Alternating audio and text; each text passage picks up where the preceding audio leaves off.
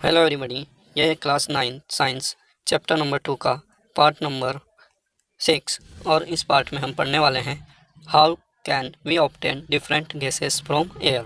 हमें पता है एयर में कई तरह की गैसेस प्रेजेंट होती हैं। वह एक होमोजीनियस मिक्सचर होता है गैसों का। तो इससे पहले भी हमने कई सारी टेक्निक्स पढ़ी हैं सेपरेशन की, और यदि आपने वीडियो नहीं देखे हैं तो पहले उनको भी देख लें। Air is a homogeneous mixture and can be separated into its components by fractional distillation. Air हमारी एक होमोजीनियस मिक्सचर होती है कई तरह की गैसों का, और सभी गैसों को हम अलग अलग कर सकते हैं with the help of fractional distillation. तो हमने डिस्टिलेशन और फ्रैक्शनल डिस्टिलेशन ये हमारे प्रीवियस वीडियो में पढ़ा था। The flow diagram shows the steps of the process, और नीचे एक डायग्राम बनाया गया है फ्लो डायग्राम। इसके द्वारा हम समझ सकते हैं कि कैसे फ्रैक्शनल डिस्टिलेशन के द्वारा एयर के कंपोनेंट्स को, उनकी गैसों को अलग अलग किया जाता है। तो आप यहाँ पर देख पा रहे होंगे सबसे ऊपर लिखा है एयर। सबसे पहले हम एयर लेते हैं। Compress and cool by increasing pressure and decreasing temperature. सबसे पहले हम जो हमारी एयर है उसको लिक्विड फॉर्म में बदलते हैं, और लिक्विड फॉर्म में कैसे बदल सकते हैं? बाय कूलिंग, है ना। इसका एक तुम टेम्परेचर डिक्रीज कर देते हैं और इंक्रीज कर देते हैं प्रेशर, है ना। प्रेशर इंक्रीज करने से और टेम्परेचर डाउन करने से, कम करने से हमारी एयर लिक्विड में बदल जाती है, और यदि बहुत ज़्यादा टेम्परेचर कम कर देंगे तो वह सॉलिड में भी बदल सकती है। देन हमें प्राप्त हो जाती है liquid air. Allow to warm up slowly in fractional distillation column. अब इसको बहुत धीरे से, बहुत हल्के से गर्म करना शुरू करते हैं हमारे फ्रैक्शनल डिस्टिलेशन कॉलम में। और हमारा जो एयर को सेपरेट करने का जो फ्रैक्शनल डिस्टिलेशन कॉलम होता है वह बहुत स्पेशल होता है, अलग से इसके लिए सेटअप तैयार किया जाता है। Then gases get separated at different heights, और अलग अलग हाइट्स पर, अलग अलग टेम्परेचर पर हमारी गैसें सेपरेट आउट होती हैं।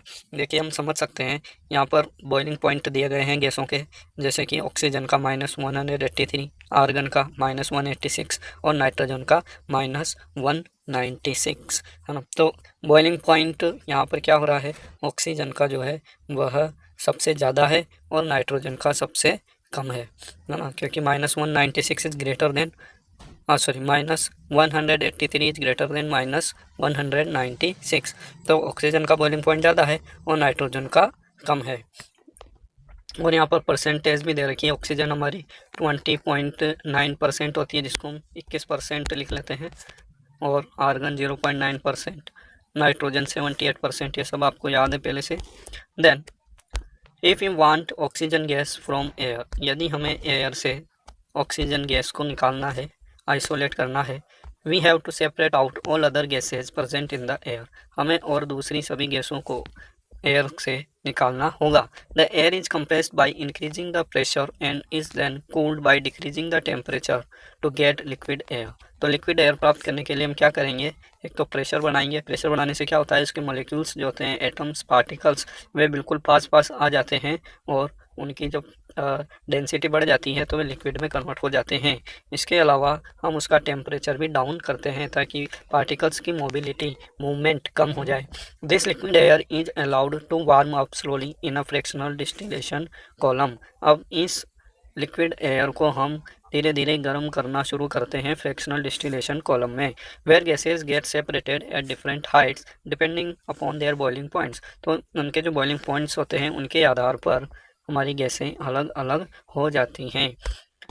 Answer the following, arrange the gases present in air in increasing order of their boiling points. तो जैसे यहाँ पर हमें बॉइलिंग पॉइंट्स दे रखे हैं ऑक्सीजन के, आर्गन के और नाइट्रोजन के, तो क्या हम इनको बॉइलिंग पॉइंट्स को इंक्रीजिंग ऑर्डर में जमा सकते हैं? बिल्कुल जमा सकते हैं। जैसे कि नाइट्रोजन का सबसे कम है ना, फिर हमारा आर्गन का है ना, आर्गन लिख देंगे, फिर उसके बाद हम ऑक्सीजन लिख देंगे। यहाँ सबसे ज़्यादा किसका है? ऑक्सीजन का है। Which gas forms the liquid first as the air is cold. और जब हम एयर को कूल करेंगे तो सबसे पहले कौन सी गैस हमारी लिक्विड में बदलेगी, है ना। तो लिक्विड में वही बदलेगी जिसका यहाँ पर बॉइलिंग टेम्परेचर सबसे ज़्यादा होगा, है ना। तो ऑक्सीजन सबसे पहले हमारी लिक्विड में बदल जाएगी, ठीक। देन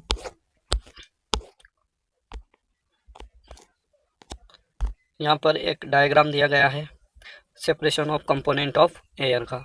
तो देखिए, जैसे यहाँ पर एयर को हमने फिल किया, है ना, और उसको प्रेशर को बढ़ाया, एयर अंडर प्रेशर, प्रेशर को बढ़ाया, फिर हमने उसमें जो एयर है उसको पास किया दूसरे चैम्बर में।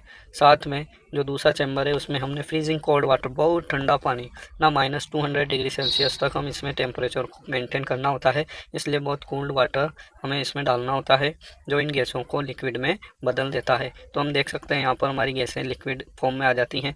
Then the cold compressed air, है ना, जो कोल्ड कंप्रेस्ड एयर है लिक्विड फॉर्म में वो बाहर आती है, दूसरे चैम्बर में जाती है सेपरेटर में, और देखिए सबसे पहले कार्बन डाइऑक्साइड गैस यहाँ पर हमारे आउट हो जाती है।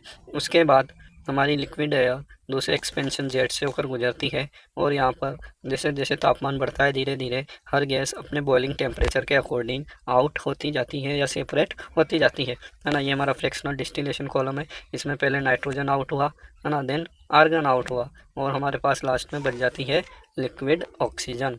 तो ये एक बहुत अच्छा क्वेश्चन है एग्जाम की व्यू से भी, तो आप इसको डायग्राम को अच्छे से लर्न कर लें, ठीक। Then how can we obtain pure copper sulphate from an impure sample.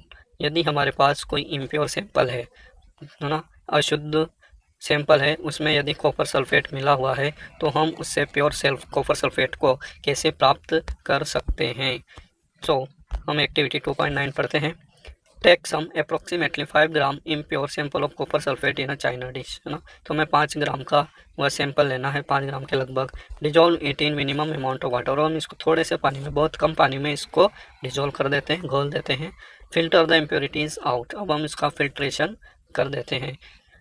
Evaporate water from the copper sulphate solution so as to get a saturated solution, अब हम इसको धीरे धीरे गर्म करेंगे, है ना। यहाँ पर इवापोरेशन भी हम करेंगे थोड़ा, ताकि पानी जो है वह हमारा वेपर बनकर आउट हो जाए, सेपरेट हो जाए। Then cover the solution with the filter paper, अब हमें सॉल्यूशन को फिल्टर पेपर से गर्म करना है, और इसको leave it undisturbed at room temperature to cool slowly for day, और इसको हम रूम टेम्परेचर पर ही छोड़ देंगे ताकि धीरे धीरे ठंडा होगा, और 1 दिन तक इसको ठंडा करना है। You will obtain the crystal of copper sulphate in China dish, और आपको यहाँ पर जो हमारी चाइना डिश है, टेस्ट ट्यूब है, उसके अंदर हमें कॉपर सल्फेट के बहुत अच्छे सुंदर सुंदर ब्लू कलर के क्रिस्टल देखने को मिलेंगे, जैसे कि आप डायग्राम में देख पा रहे हैं। तो कॉपर सल्फेट क्रिस्टल में बदल सकता है। This process is called crystallization, और इस प्रोसेस को हम क्या कहते हैं, क्रिस्टलाइजेशन कहते हैं।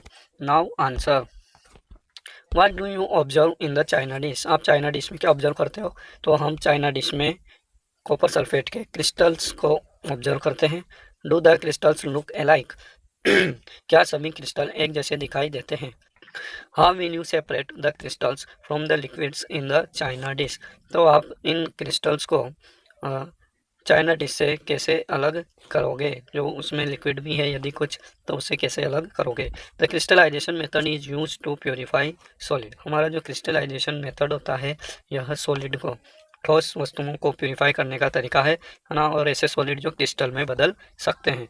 For example the salt we get from sea water can have many impurities in it, तो जो साल्ट हम समुद्र से प्राप्त करते हैं, नमक, उसके अंदर भी कई सारी इम्प्योरिटीज़ होती हैं, कई तरह के साल्ट उसमें मिले होते हैं। To remove these impurities the process of crystallization is used, और उन इम्प्योरिटीज़ को निकालने के लिए हम क्रिस्टलाइजेशन प्रोसेस का यूज़ करते हैं। Crystallization is a process that separates a pure solid in the form of its crystal from a solution. तो यदि आपसे पूछा जाए क्रिस्टलाइजेशन टेक्निक को डिफाइन करो, तो आप यहाँ पर जैसे लिखा गया है इस तरह से, मैंने इसको हाईलाइट किया है येलो कलर से, आप इसको डेफिनेशन को लिख सकते हैं, है ना। क्रिस्टलाइजेशन वह प्रोसेस है, वह प्रक्रिया है जिसमें प्योर सॉलिड को क्रिस्टल के रूप में किसी सॉल्यूशन से प्राप्त किया जाता है या सेपरेट किया जाता है। Crystallization technique is better than simple evaporation technique, है ना। तो क्रिस्टलाइजेशन सिंपल इवोपरेशन हमने ऊपर पहले भी पढ़ा था कि हमने यदि साल्ट को वाटर में घोला है तो हम इवोपरेट कर देंगे वाटर को, तो उसमें नीचे साल्ट बच जाएगा, है ना, वो ठीक है, लेकिन उसमें सभी इम्प्योरिटीज़ बहुत अच्छे से नहीं निकल पाती है। तो ये इवोपरेशन का ही एक एडवांस्ड रूप है क्रिस्टलाइजेशन, ठीक है। Some solids decompose और some like sugar may get charred on heating to dryness, है ना।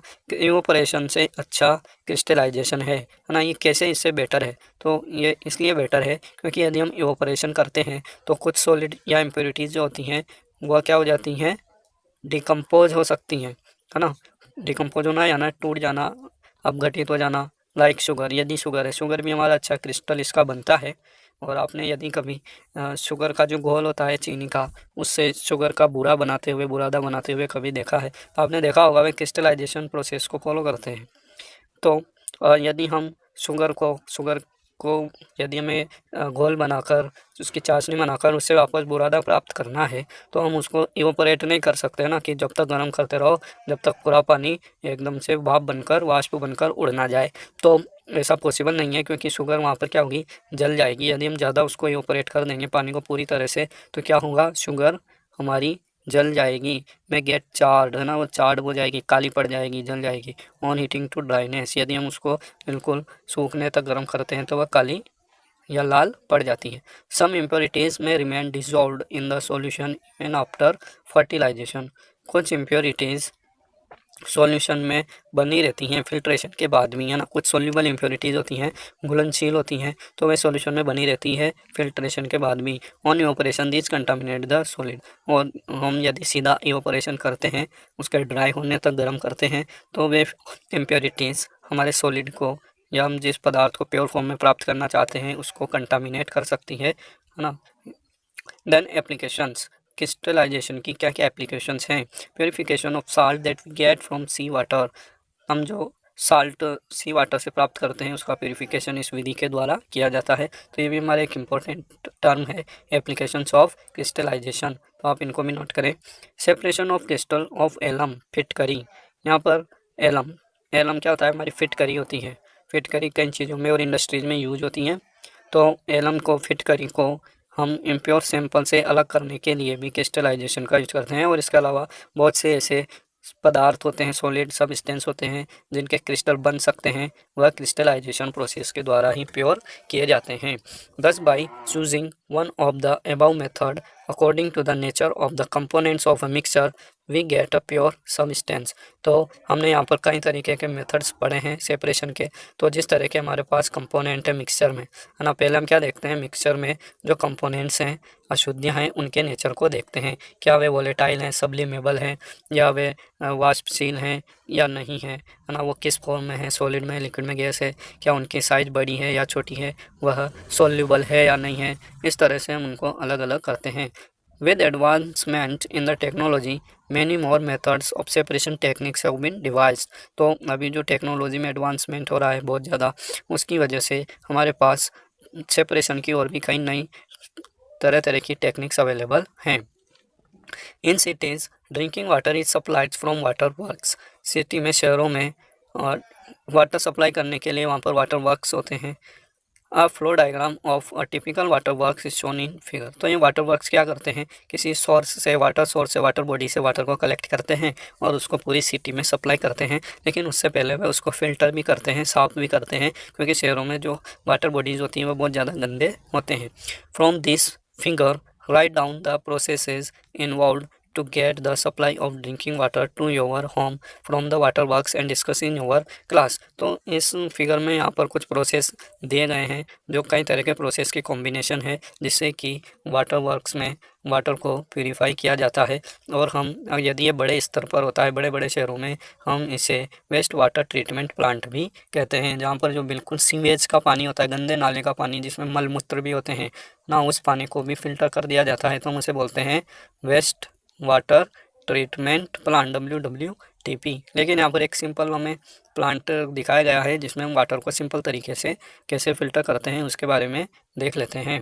रिजर्वायर, यहाँ पर कोई जलाशय है, रिजर्वायर है जिसमें पानी भरा हुआ है ना, वो एक बड़े टैंक में पहुँचा दिया जाता है बड़े बड़े पाइप्स की सहायता से, जिसे हम कहते हैं सेडिमेंटेशन टैंक। सेडिमेंटेशन हमने पढ़ा है, सेडिमेंटेशन भी एक टेक्निक होती है जिसमें जो, यदि हम गंदा पानी है जिसमें मिट्टी भरी हुई है ना, पानी भरा हुआ है, यदि उसको हम थोड़ी देर अलाउ करते हैं सेटल डाउन करने के लिए, तो वे पार्टिकल्स जो होते हैं नीचे बैठ जाते हैं, है ना। इसी को हम क्या कहते हैं, सेडिमेंटेशन कहते हैं।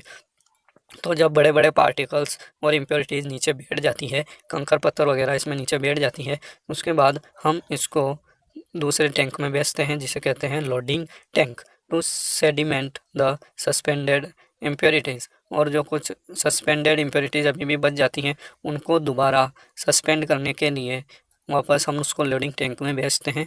देन वाटर को हम एक फिल्ट्रेशन टैंक में भेजते हैं, जिसके अंदर कई तरह की चीज़ें होती हैं, जैसे कि सबसे नीचे उसके अंदर कोर्स ग्रेवल भरी होती है ना। कोर्स ग्रेवल मतलब एक मोटी गिट्टी होती है, पत्थर के टुकड़े होते हैं। फिर उसके ऊपर बारीक गिट्टी होती है ना। फिर उसके बाद फाइन सैंड, बिल्कुल जो बालू रेत होती है, वह उसके ऊपर डाली जाती है। तो आपने भी देखा होगा, सुना होगा घर वालों से कहते हुए कि कुएं के पानी में जो पानी आता है वह बहुत शुद्ध होता है, क्योंकि वह जब ऊपर बरसात का पानी गिरता है तो ज़मीन में वह नीचे छन कर जाता है ना। तो हमारी जो अर्थ क्रस्ट होती है, मिट्टी होती है, वह पानी को क्या कर देती है, प्यूरीफाई कर देती है, छान देती है। तो उसी तरह से एक यहाँ पर एपरेटस बनाया जाता है जिसे हम फिल्ट्रेशन टैंक कहते हैं, और इसमें मिट्टी, कंकड़, पत्थर से होते हुए पानी नीचे छनता हुआ आता है और दूसरे टैंक में पहुँच जाता है। और यहाँ पर यदि उसमें कुछ बैक्टीरिया वगैरह बच जाते हैं, हार्मफुल माइक्रोब्स बच जाते हैं, तो उसको हम क्लोरीनेशन टैंक में भेजते हैं, जहाँ पर उसके क्लोरीन गैस का उसमें छिड़काव किया जाता है, क्लोरीन गैस पास की जाती है, जिससे कि उसमें बैक्टीरिया और माइक्रो ऑर्गेनिजम्स किल हो जाते हैं। ठीक है, फिर उसके बाद पानी प्योर हो जाता है हमारा बिल्कुल, और उसको हम होम्स में सप्लाई कर देते हैं। ठीक है, देन इसके बाद हमारे कुछ क्वेश्चन आते हैं, जिनके लिए मैं अलग से वीडियो बना रहा हूँ, और वह आपको बहुत जल्दी अवेलेबल हो जाएगा। इसके बाद हम फिजिकल एंड केमिकल चेंजेस पढ़ने वाले हैं नेक्स्ट पार्ट में। Okay, keep learning and keep watching. Thank you.